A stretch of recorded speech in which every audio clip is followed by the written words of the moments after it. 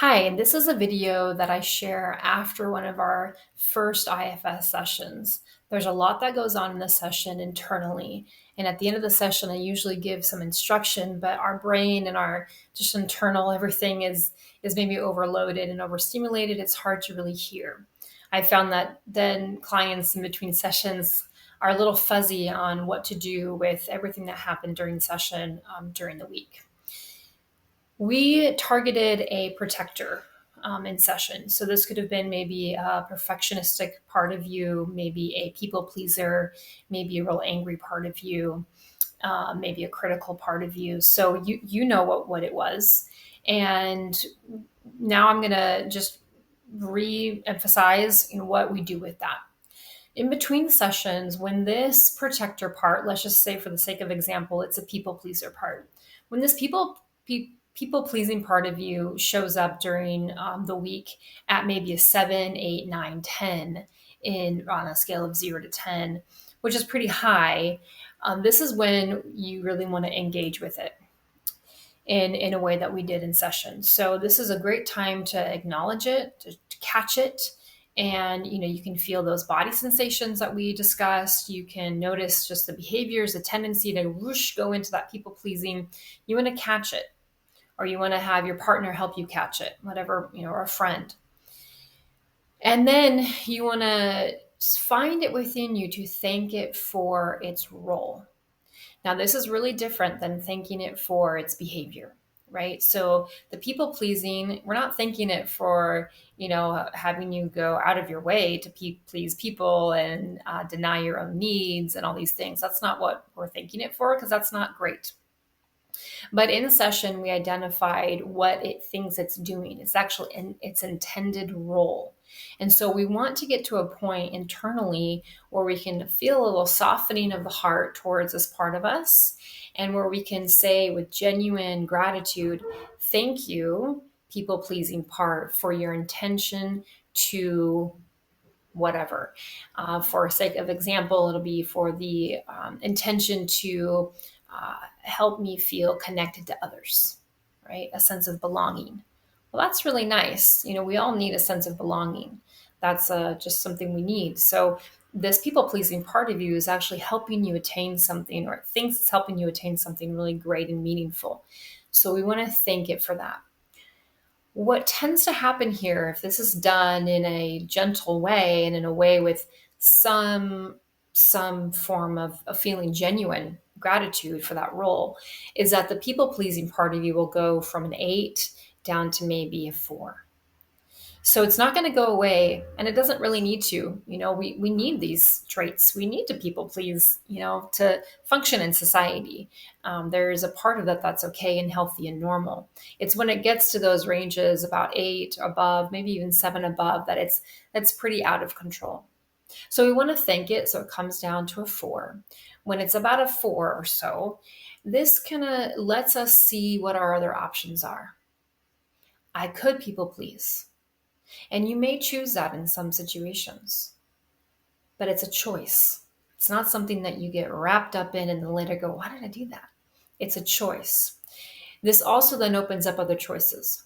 Or I could do B, C, or D. What do I want to do in this situation? All this happens very quickly, of course, in the brain, but that's what thinking it will allow you to do internally. Now, if in our session we also connected with a wounded one, if we haven't, just stop there. This is great. You can even end the video. If in our session we've also connected with a wounded one, which you would know, this is the hurt part of you. There's a part of you that's feeling some shame, some blame, some vulnerability. It's feeling small. It's feeling unworthy. Okay. And these are usually tied to specific memories and specific times of our lives. Okay. If we have connected with this wounded part of you during session, then the continued work between sessions would be, after you get that people-pleasing part of you to come down to a 4, you have options, you choose one. You want to attune also to that wounded part of you. The idea is that your people-pleasing is not at a 7 or above unless it has been activated by that wounded child. And that child could even be a teenager, right? But a younger part of you, right? So it's good to attune to that younger wounded part of you if we've already done that in session. And here's what you do: you offer validation and connection. Validation, what does that sound like? It sounds like, hey, I notice you're feeling X, Y, and Z. You'll know how the little one is feeling, or the younger part of you is feeling. You'll just know, oh man, she's really sad. She's alone. She feels really rejected. She's scared, whatever it may be. So you'll get a sense of how she's feeling or how they're feeling. And then you just name that. You're feeling really scared. You're feeling really alone. Period. It's tempting here to say, but it's going to be okay. Well, I'm here. I got you. Or things will change. Or don't do that. That's very devaluing. Think about when people do that to you as an adult, right? It kind of has one of those weird feelings to it. Like, oh, you're really sad. You'll feel better tomorrow. It's kind of waters down that validation. We do not want to do that to ourselves. So you're feeling sad. I see you're feeling sad. Just witness it. Period. That's a full sentence, right? I see you're feeling sad. And then you can offer, this may even be simultaneous with the validation, a form of connection. Oftentimes, a connection is some sort of physical connection in your imagination. It may be an embrace. It may be giving them a stuffy. It may be holding their hand. It may be a pat on the back. It just kind of depends on the age and on the relationship you have with this little one. If the relationship is strained, they're not sure about you, then that connection is going to be a little distant. It may be a pat on the back, or it may just be, hey, I'm here. That is a form of connection. As you continue to draw and have more trust built with that little one that you've been neglecting for so long, which is normal, right? But we're attuning to that pain. You'll build more and more and more trust, and that little one will actually look at you. They'll come to you because they know that they can trust you. They know that you will show up, and they know that you can handle their pain. Our little ones often don't trust us because A, we don't show up, and B, when we do show up, we let their pain overtake us. What does that look like? We get emotionally dysregulated. We get really tense. We have panic attacks. We cry. And they're like, well, I can't trust you with my pain because look at you. You're 40 years old or whatever, and look at you. You're in a puddle. You can't handle my pain.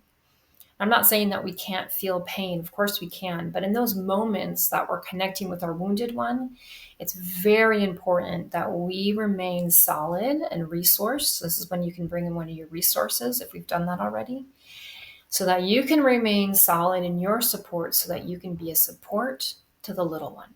Okay. So recap, it's two things. It's acknowledging and thanking your protector to have it go from an 8 to a 4. And your options. And then if we've already connected with the wounded one, it's reconnecting with that wounded one and saying, hey, I see your pain and let me connect with you. And that's it. If we've also connected with your wounded one, it's nice to connect with them once a day, briefly, a check-in. Hey, I'm here. I said I would check in, so I'm going to check in. Are you still doing okay? Or how are you doing? And that helps build trust as well, which really then advances the work in between sessions, so that when you come and see me next time, more trust will have been built. And that can really further make progress in our work during the session if you do more of those regular check-ins. I hope this was helpful, and we'll see you next time.